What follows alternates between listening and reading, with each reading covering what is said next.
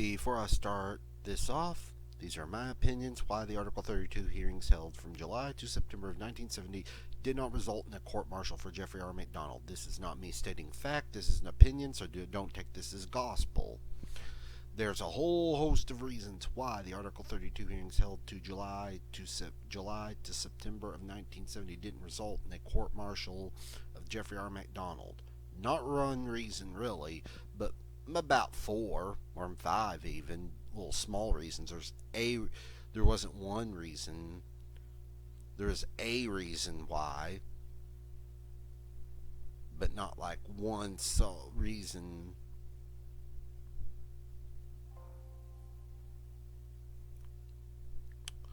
I mean, number one, most of all, I mean, whoever the hell allowed Bernie Siegel in the Article 32 hearings. Basically, an Article 32 hearing acts like a grand jury, be it local or federal, and a civilian grand jury, be it local or federal, which a local grand jury usually entails a state's or district attorney, depending on whichever term your area uses, picking someone from their office, or the DA or the state's attorney, someone in their office to prosecute it, or the DA or state's attorney goes in there and prosecutes the case themselves. And if it's federal, the DOJ usually has a U.S. attorney prosecute it. But the Article 32 hearings aren't just like a grand jury. It's also like a preliminary hearing, which they do a little from column A, a little from column B, which it shouldn't have been handled that way, but that's how the JAG office, I guess, or whatever you want to call it, handles it. I guess it would be called JAG, but whatever. The prosecutor presents whatever, but in a grand jury, the prosecutor presents whatever evidence he or she wants. So so it really should have just been the Article 32 hearing. No witness, just yeah, you could have is the witnesses present, and maybe, but it should have been it should have been handled like this. It should have been it should have been Captain Clifford Summers, who was the government counsel, and along with William Thompson, presenting their evidence to Colonel Warren Rock, or somebody that needed to be more experienced in the law. But it should have been them presenting it to Colonel Warren Rock and Hammond Beale, and then maybe have the only way you should have had Bernie Siegel in there was him presenting and refuting whatever evidence, and let him do what he needed to do to present his reasonable doubt case, a reasonable doubt. If I'm explaining it right, basically, just look, you would have had the JAG officers in there, like Colonel Warren Rock and Hammond Beale, who was the legal advisor. And you would have had Clifford Summers, who was the counsel for the government, along with William Thompson. They both would have presented evidence as to they both would have brought forth all the evidence that they had, along with you could have had Bernie Siegel in there and James Dowsett and Dennis Eisman in there if you wanted to be in there, but should have just been those guys in there, and they maybe a few witnesses. Maybe it should have been done like that. Maybe have a few witnesses that could give direct testimony that were in that house, like the MPs, the CID agents, the people, the lab technicians, the people who worked from Fort Gordon, Georgia. That's how it should have been done. None of this other stuff with people that weren't directly involved. Maybe some character witnesses like Freddie Kassab, who's in there, who basically who's basically went to bat for Jeffrey R. MacDonald, believed in his innocence. But we're not talking about that. We're just talking about it should have been the prosecution on one side, the government counsel presenting their evidence, and then Siegel and then the defense counsel presenting and trying to debunk and create reasonable doubt. And it should have just been done like that. And then Colonel Rock makes his recommendation. And Colonel Rock, from what I understand, was a career infantry colonel. meaning he was someone you'd want to strategize a military strike, but he didn't have the legal experience. So why did the JAG office pick him? Him and Bill, I do blame, and I'll explain why. Though I've just got my theories on it. Because on August 19th, 1970, he and Colonel Rock went to the crime scene. They looked at some of the evidence and the things that Jeffrey R. MacDonald said that happened on the February 17th, 1970. However, Colonel Rock was there. I mean, Robert Shaw was there from the CID, but all he was there to do was to secure the area. None of the CID agents, be it William Avery, Robert Shaw, or Franz Joseph Grebner, weren't in there to show Colonel Rock that, to show them there, to give them the rundown of what happened.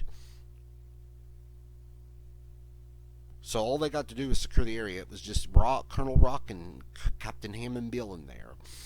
And they said they tossed, tipped, and flipped the table over, and Colonel Rock said it landed on its edge. He didn't say if the magazines fell away or fell under the table, which the CID confirms. They flipped and tossed that table 20 to 30 times. They said that it would always fall on its top.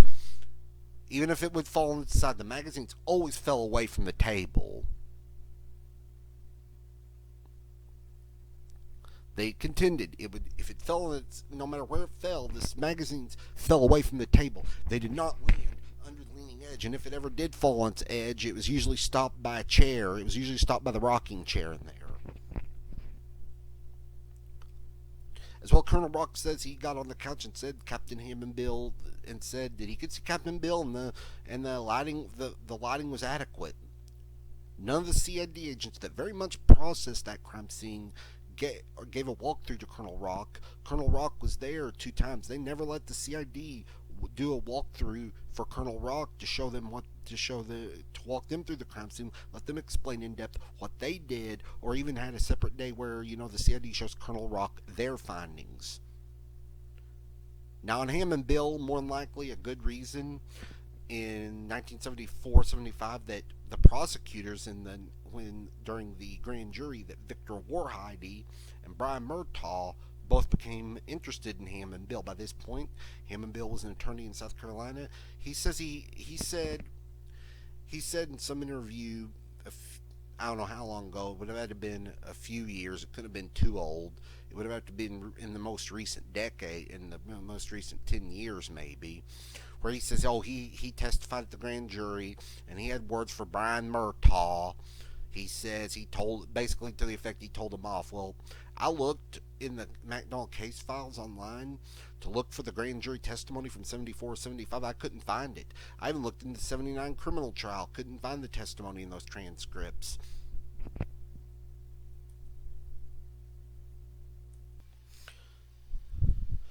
They're either lost or they were sealed. I'm going to be nice and say that those grand jury, the transcript of Hammond Bill's testimony was lost. It's not like this is the JFK, RFK, or MLK assassinations where, there is clearly a government cover-up in this case. This case was just about a family annihilator, a piece of shit who was a family annihilator. So there's no reason it would still be sealed 56 years later. But I'm going to be honest, I think Warheide and Murtaugh, their focus was on getting an indictment for Jeffrey R. MacDonald in 74-75. So best guess is that Warheide and Murtaugh did expose Hammond Bill for being compromised and influencing Colonel Warren Rock. So lost or things of that nature, since Victor Warheide, was focused on one thing, getting the indictment for Jeffrey R. MacDonald. But if they did expose him for being compromised and being a boozing buddy of Jeffrey R. MacDonald, they should have disbarred Hammond Bill. His ass should have been disbarred if they did expose him. And I won't step on William Avery's toes, because him, along with Franz Joseph Grebner and Robert Shaw, did a great job processing the crime scene, keeping it so well preserved, that housing unit so well preserved that the jury in the 1979 criminal trial was able to walk through there, and that was 9.5 years later. I will just say, on his September 10th, 1970 testimony, William Avery, that was his third testimony, did testify. He interviewed Talani Stokey a couple times. Now, he did make a judgment call and never took notes. He may have seen her as a victim, but he could have checked and double-checked with the Fayetteville Police Department and the Cumberland County Sheriff's Department of who her associates were, got the fingerprints if they had them. And he should have checked and double checked William Ivory with the FBI in Fayetteville and need be the Charlotte FBI. If they had their fingerprints of Helena Stokely on record or any of her associates and the people Helena Stokely ran around with, then had over and then they would have had copy. Maybe if they would have gotten copies, maybe if the CID would have gotten William Ivory would have got copies from the police department if they had them, or the sheriff's department, and then the FBI could have had those copies. They should have worked together and been on the same page. But William Ivory, I know he knew Jeffrey R. MacDonald was good for the murders and that he did it, but he should have looked into it as there was a possibility of intruders. A possibility needs to be moved either to probability or eliminated, which pretty much, had he followed up and dug in and followed up with this, he would have eliminated the possibility of being intruders. He would have eliminated the possibility of intruders, and there wouldn't have been that there. And no hate on Franz Joseph Grobner. As far as it stands, hell of a job processing the crime scene. It was preserved. Even the jurors in the '79 trial went through there. During that trial. But during the September testimony, he should have been on top of having the lab reports available. He should have talked to the CID agent or agents who sent it off to Fort Gordon, Georgia. And if they did send off the evidence, then check in and call whoever was in charge at the Fort Gordon lab. If they got this evidence, as well as telling them you should get the evidence in a day or two, then call back if you got to. If it takes 2 or 3 calls and bug the shit out of the lab at Fort Gordon, Georgia, if you have to, you have to. If you have to tell them that we need to analyze like now for this case, calling over and over, but it would bug the piss out of him. But Freddie Kassab had to annoy the hell out of Congress, the DOJ, and the federal courts at the Eastern District of North Carolina. He had to do all this for 4 years until he finally got something done. Okay, basically calling them, bugging the shit out of them, telling them, okay, if you got it, do it. Analyze it now. If you have to call it, check in, call 2 or 3 times, like I said, do it. Freddie Kassab had to bug the shit out and annoy the hell out of people in power to get something done. So it shouldn't be so. And you're an officer, a federal law officer, you can do it. And I can't bash Master Sergeant Hilliard Medlin. He was a career professional and had been at the CID for like 7 years at least. At Fort Gordon, Georgia, he was there for 7 years, something like that. He couldn't help that the photos turned out to be bad, that they had to go back and take new photos of the fingerprints, and they did get some good fingerprints that were readable. There were a lot of unreadable fingerprints because the dust that they had used after they had left, they took the first set of fingerprints, the dust they used when they dust for fingerprints, the tape on them either gave away and the dust falls out or out of place, or the adhesiveness of the tape sticks to the powder and it adheres to the cracks on the surface, meaning that they're unreadable prints. As I wrote in my excerpts, when Master Sergeant Hilliard Medlin testified that he did help give the defense a little more reasonable doubt. And Colonel Rock, like I said, I'm not sure if he did or didn't understand his job, which from what I've read and heard, he did not have legal experience. From what I've said, I mean, he was an infantry colonel. Now, someone I'm really going to shit on is a Fayetteville narcotics detective, Prince Beasley. This dude had a 17-year-old girl named Helena Stokely as a drug informant. He, of course, we all know, found out that he was using her, especially when her name was brought up by a neighbor named William Posey. And if we're being honest, William Posey says, he saw her come out of a car like at 4:35 in the morning, something like that, 4:30 in the morning.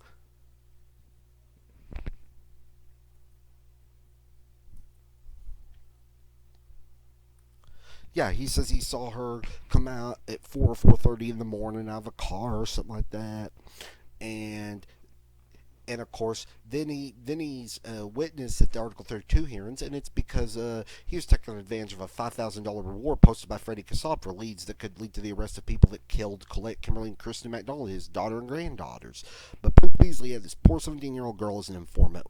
When the possibility came up that this girl may have been in that house that night when Colette, Kimberly, and Kristen MacDonald were killed, Prince Beasley wanted to make a career out of this. You know what he should have been? You know what he should have done? His ass should have been cleaning up the streets of Fayetteville, because holy shit, Fayetteville was a shithole during this time. Beasley, from what I gathered, was a drunk and was fired because he's found in a cop car or unmarked vehicle asleep. And for nearly 13 years, this girl was filled with doubt and uncertainty that she took part in a killing of 3 people. All the way to the age of 30 years old when she died of cirrhosis of the liver and pneumonia due to her past drug and alcohol abuse in January of 1983. And I've shared a video a couple of times of an MP describing how Colonel Rock didn't know his job. Like I said, I don't know if he did or didn't understand. But with the amount of uncertainty and the amount of reasonable doubt that Bernie Siegel introduced, the fact that Helena Stokely and her associates were not looked into, that they could prove that these people were not there, which allowed for people even for 56 years later to believe Jeffrey R. MacDonald's innocent. I mean, if these people would have been eliminated as soon as possible in the summer of 1970, then you might not have had all these people believing MacDonald's innocent. But again, with all the reasonable doubt going on and the appearance that the CID bungled up and effed up the case, which they did not. Ivory Shaw and Grebner did a hell of a job, and I'll go further. The MPs like Trevere, the military police officers like Richard Trevere did a good job too. Okay, that at the time but again, with all this going on, with all the reasonable doubt, the fact that there was possibility of intruders, all this stuff at that time, and of course I can't blame. I know I'll piss people off, but I can't blame Colonel Warren Rock for writing the letter to the JAG office saying the charges against MacDonald should be dropped. And who knows if it would have went to a tribunal, if Jeffrey and got court-martialed, went to a tribunal, who knows if Jeffrey R. MacDonald would have been found guilty. In some ways, sadly, it was better that this had been done, that it happened 4.5 years later, where you had an airtight case. Which, no, drop charges does not pertain to double jeopardy. Double jeopardy only applies if you've been found not guilty. Or, let's say you were charged with the crime and you are in prison, and if it's local charges, if it's local charges and you've been arrested and you're in prison for something locally, the governor gives you a pardon. If it's federal, a president can give you a pardon. And when you're pardoned of the crimes, you cannot be convicted or tried for the same crime. Same if you're found not guilty. Double jeopardy does not apply to police or local or state or federal being dropped. That does not. Double jeopardy does not. They just does not. People don't get understandable double jeopardy. Sometimes it's so easy to understand. I'm an idiot, and I don't have any law experience. But no, it doesn't apply when local police or state or even federal or drop of charges, or if you have a hung jury or a mistrial. But one thing is for sure: if you do a retrial, it is harder to retry. From what I understand, not a legal expert, again, just a dumbass here, just give my opinion. You can retry it. You know, if a trial ended in a hung jury or mistrial, you can retry it. The only problem is that it's just harder because you're using the same evidence, which makes chances of conviction even less. Anyway, I will document the slow but sure march to justice that led to Jeffrey R. MacDonald being put in prison for 3 consecutive life sentences.